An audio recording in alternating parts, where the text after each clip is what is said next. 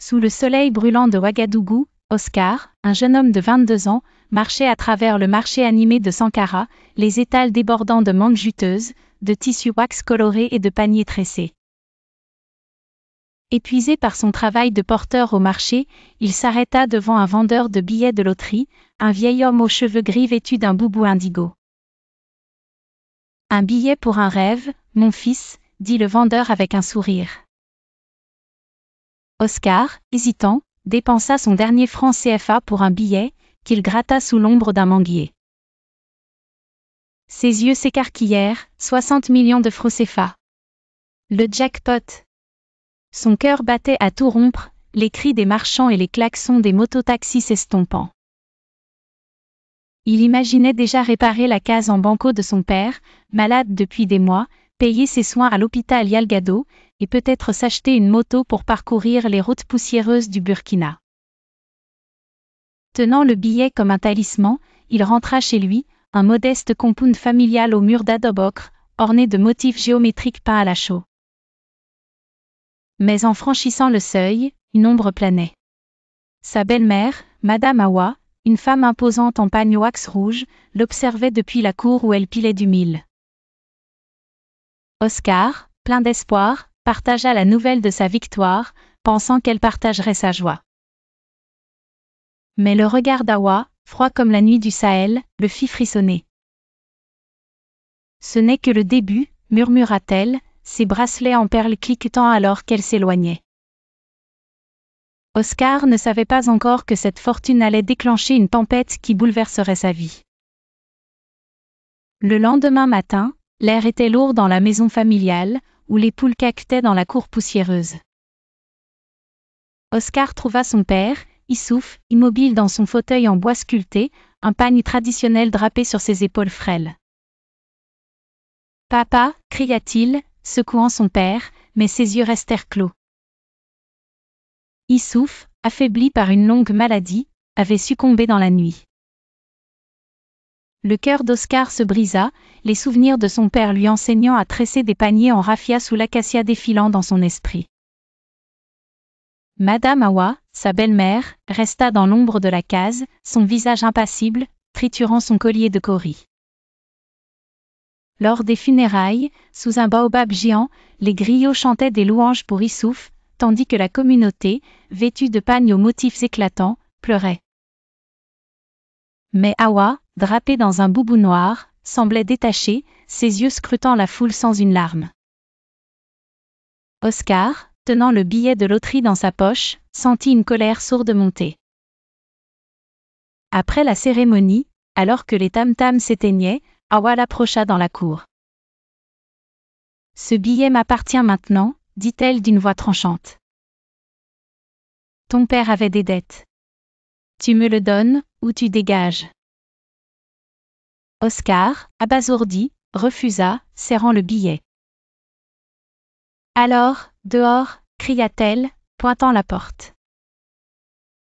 Sous le regard des voisins, Oscar, humilié, quitta la maison familiale, ses maigres possessions dans un sac en toile, errant dans les rues animées de Ouagadougou, sous les regards curieux des vendeurs de beignets et des enfants jouant au foot avec des pneus usés. Oscar trouva refuge dans une petite pension près du marché Roudwoko, où les odeurs de poissons séchés et de sauce d'arachide emplissaient l'air. La chambre, aux murs de banco fissurés, était étouffante, mais c'était tout ce qu'il pouvait s'offrir avec ses derniers francs CFA. Chaque nuit, il fixait le plafond, hanté par la perte de son père et la trahison d'Awa. Il prit des petits boulots, porteur au marché, aide-mécanicien dans un garage poussiéreux, nettoyeur de motos sous les manguiers. Mais chaque franc gagné semblait dérisoire face à la douleur de son éviction. Les souvenirs de son père, lui apprenant à réparer des filets de pêche près de la mare du village, le hantaient. Awa, elle, vivait dans leur maison familiale, désormais ornée de nouveaux meubles en teck et d'un poste de télévision flambant neuf, acheté avec l'argent du jackpot. Les voisins chuchotaient, choqués par sa froideur. Oscar, seul dans sa chambre, sentait la colère grandir. Une nuit, alors qu'il buvait un thé sucré dans un maquis bondé, entouré de motos pétaradantes et de rires, il murmura « Elle paiera ». L'idée de vengeance s'installa, brûlante comme le soleil du Sahel. Il voulait exposer Hawa, montrer au monde entier sa cupidité. Mais comment? Assis sous une lampe à pétrole vacillante, il commença à réfléchir à un plan, ses doigts tapotant nerveusement sur une table en bois brut, tandis que la musique de Salif Keïta résonnait dans le maquis. Un après-midi, alors qu'Oscar traversait le marché de Gounguin, slalomant entre les étals de piments rouges et de mil, il heurta un homme imposant vêtu d'un boubou bleu brodé.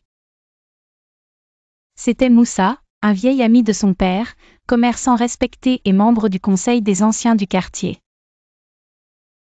« Oscar » s'exclama Moussa, son visage s'illuminant sous son turban blanc. Ils s'assirent sous un hime, partageant une calebasse de dolo, la bière de mil locale. Oscar, hésitant, lui raconta tout, la loterie, la mort de son père, la trahison d'Hawa. Moussa, les sourcils froncés, l'écouta en silence, caressant sa barbe grisonnante. « Elle t'a volé plus qu'un billet, elle t'a volé ton honneur, dit-il gravement. Je peux t'aider.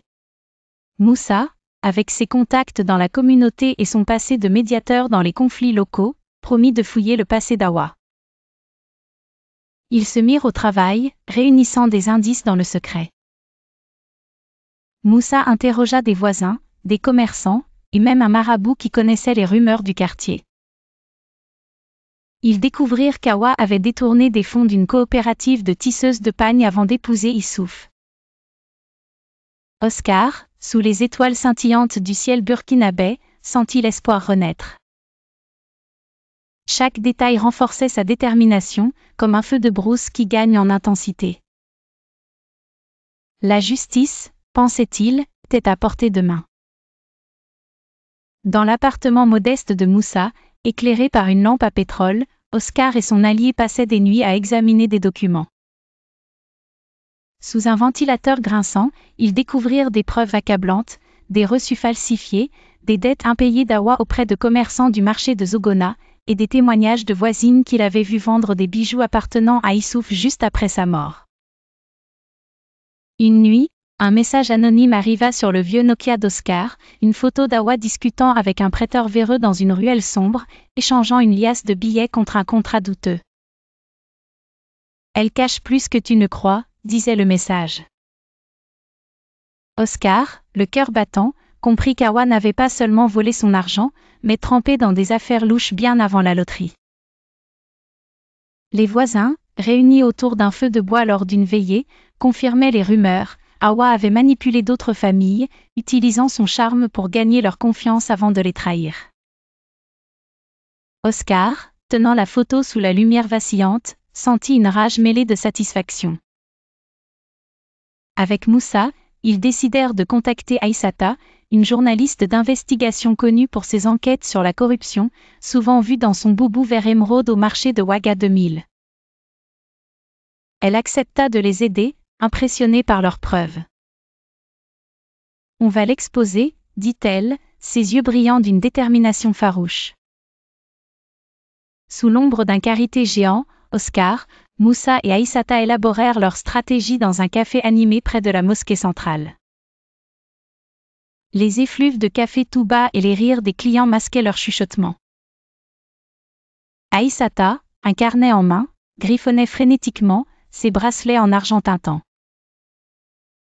Elle proposa de publier un article dans l'Observateur Palga, révélant les agissements d'Hawa, mais insista sur la prudence, une erreur, et elle pourrait nous discréditer. Ils commencèrent à divulguer des informations anonymes, laissant des fuites aux journaux locaux. Bientôt, des articles murmurèrent des « irrégularités financières » liées à une femme influente du quartier. Les voisins, réunis autour des radios à piles dans les cours, commentaient les rumeurs, leurs pagnes aux couleurs vives dansant sous la brise. Oscar, vêtu d'une chemise en wax usé, observait de loin, son cœur partagé entre justice et amertume. Hawa, dans la maison familiale, continuait de parader, ses nouveaux bijoux scintillant sous le soleil, inconsciente du filet qui se resserrait. Une nuit, Oscar, assis sur une natte sous un ciel étoilé, reçut un appel d'Aïssata. On a une preuve irréfutable. Un contrat falsifié prouvant qu'elle a détourné l'argent de la loterie. Oscar serra les poings, imaginant le moment où Hawa ferait face à la honte publique, comme lui lorsqu'elle l'avait chassé. Le scandale éclata comme une tempête sur le Sahel. L'observateur Palga publia l'article d'Aïssata, intitulé « Une trahison sous le soleil », détaillant les détournements d'Hawa, du vol du jackpot d'Oscar aux fraudes passées. Les radios locales, diffusant des chansons de Victor Démé, interrompaient leur programme pour discuter de l'affaire. Dans les marchés, les vendeuses de bissap et les chauffeurs de moto-taxi ne parlaient que de ça. Hawa, autrefois respectée, devint une paria. Les voisins, qui l'avaient vu acheter des pagnes luxueux, se détournaient. Oscar, depuis la pension, écoutait les nouvelles à la radio, un mélange de satisfaction et de vide en lui. Hawa tenta de se défendre, organisant une réunion sous le baobab du quartier, mais sa voix tremblait, ses excuses sonnant creux. Ce sont des mensonges, cria-t-elle, son boubou rouge éclatant sous le soleil, mais personne ne l'écouta. Puis, une nuit, Moussa appela Oscar, la voix grave, Hawa a eu une attaque cérébrale. Elle est à l'hôpital Yalgado. Oscar, assis sur une natte, fixa le sol poussiéreux. La femme qui l'avait trahi était désormais brisée, clouée à un lit d'hôpital. Il ne ressentit ni joie ni triomphe, seulement un vide étrange. La justice, semblait-il, était venue d'elle-même, mais à quel prix? Oscar se rendit à l'hôpital Yalgado, traversant des couloirs où les familles attendaient sous des ventilateurs rouillés, leurs pagnes colorées contrastant avec l'odeur d'antiseptique. Dans une chambre sombre, Hawa gisait, inconsciente, reliée à des machines. Son visage, autrefois dur et calculateur, était pâle, ses lèvres immobiles. Oscar, debout à son chevet, sentit un tourbillon d'émotions. Il revoyait son expulsion, le vol de son argent, la froideur d'Hawa lors des funérailles de son père. Pourtant, face à cette femme vulnérable, sa colère s'effritait. Une infirmière, en blouse blanche et coiffe traditionnelle, entra. « Vous êtes son beau-fils, n'est-ce pas? Vous êtes sa seule famille. » Oscar, stupéfait, réalisa qu'Hawa, par ses manipulations, s'était isolé de tous. Assis sur une chaise en plastique, il fixa les motifs géométriques du pagne d'Hawa, cherchant des réponses. Était-ce la justice qu'il voulait? La vengeance qu'il avait planifiée semblait vaine face à cette femme brisée. Les paroles de son père, lui apprenant à tresser des cordes sous un manguier, résonnaient. La vraie force, c'est de surmonter la douleur, pas de la rendre. Oscar, le cœur lourd, murmura « Je te pardonne ». Non pour elle, mais pour lui, pour se libérer du poids de la haine qui l'avait enchaîné. Les semaines suivantes, Oscar retrouva un semblant de paix. Il quitta la pension pour une petite case en banco qu'il loua près du barrage de Tanguin, où les enfants jouaient dans l'eau sous les cris des oiseaux migrateurs. Il trouva un emploi stable comme apprenti menuisier, sculptant des chaises en bois de karité sous les conseils d'un maître artisan. Chaque coup de ciseau semblait effacer un peu plus la douleur du passé. Les souvenirs d'Hawa s'estompaient, remplacés par une routine simple mais gratifiante. Un soir, lors d'une fête de quartier, sous des lampions colorés et les rythmes des balafons, il rencontra Aïcha, une tisseuse de pagne aux cheveux tressés ornés de perles. Sa douceur et sa force tranquille le touchèrent. Ils parlèrent sous un ciel étoilé, partageant des beignets de mil et des histoires de leurs enfances dans les villages voisins. Aïcha, apprenant son histoire, lui dit « Tu as choisi le pardon, c'est plus fort que la vengeance. » Oscar sourit, sentant un espoir nouveau. Il n'était plus l'homme brisé chassé de chez lui. La communauté, qui avait suivi le scandale d'Hawa, le regardait désormais avec respect, ses voisins l'invitant à partager du thé autour d'un feu. Oscar, libéré de son passé, commençait à voir un avenir où la paix primait sur la colère. Quelques mois plus tard, alors qu'Oscar sculptait une chaise sous un manguier, une jeune femme approcha, un pagne bleu éclatant noué autour de sa taille. C'était Mariam, la nièce d'Awa, tenant une enveloppe froissée. « Elle m'a demandé de te la donner avant de mourir, » dit-elle, les yeux rougis. Awa était décédée la veille, seule dans son lit d'hôpital. Oscar, le cœur battant, ouvrit la lettre. Les mots, écrits d'une main tremblante, disaient « Oscar, j'ai causé tant de mal. J'ai cru que l'argent me protégerait, mais j'ai tout perdu, surtout l'honneur. Tu étais bon, je ne l'ai pas mérité.